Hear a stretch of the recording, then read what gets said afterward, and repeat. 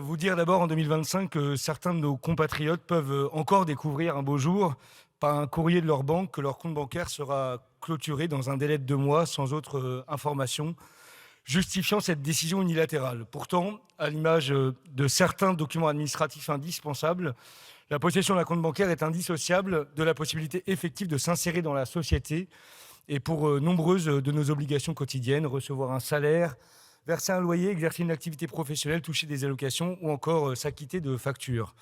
Pour nombre de nos compatriotes concernés, ces fermetures abusives aggravent leurs difficultés sociales pour le seul confort d'une meilleure rentabilité des établissements bancaires. Dans le cas d'espèce, une course de vitesse s'engage pour trouver une nouvelle banque, ouvrir un nouveau compte bancaire, réorganiser les différents virements opérés sur l'ancien compte, etc. Un périple encore plus compliqué pour nos concitoyens vivant en ruralité, quand on sait que 654 communes ont perdu toutes leurs banques sur la décennie écoulée. Et encore, ce fameux délai de 2 mois est souvent davantage écourté, comme mes collègues Mélanie Vogel et Karim Benchek l'ont maintes fois répété au Sénat et dans cette Assemblée, par les difficultés de communication pour nos concitoyens vivant hors de France. La proposition de loi que nous étudions aujourd'hui constitue une petite avancée. Elle permettra de corriger, dans une certaine mesure, une asymétrie de droit qui est aujourd'hui en faveur des banques et en défaveur de nos concitoyens.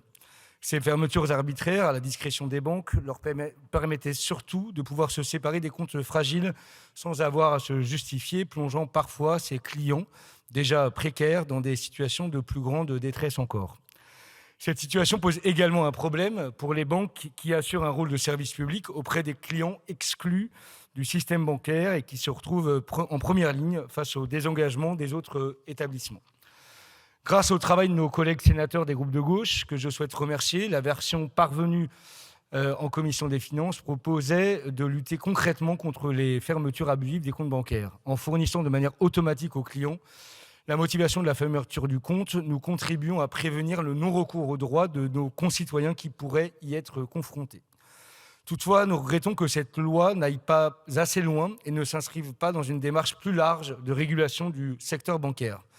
Car les banques sont aujourd'hui plus enclines à fermer rapidement des comptes qui ne sont plus rentables et moins promptes à verdir leurs investissements, toujours estimés à 100 milliards d'euros, dans les énergies fossiles ou encore à lutter contre l'évasion fiscale.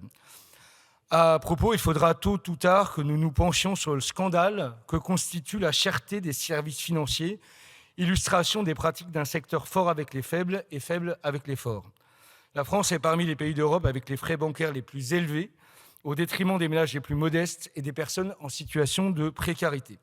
En 2018, UFC Que Choisir estimait que le montant des frais bancaires facturés était de 6,7 milliards d'euros et évaluait la marge moyenne réalisée sur les incidents bancaires à environ 86%. Opaque et injuste, c'est un véritable impôt privé qui s'est mis en place au profit des seules banques, qu'il est aujourd'hui impératif d'abroger en ramenant leur montant des frais bancaires à une cible de rentabilité égale à maxima à l'activité moyenne du secteur.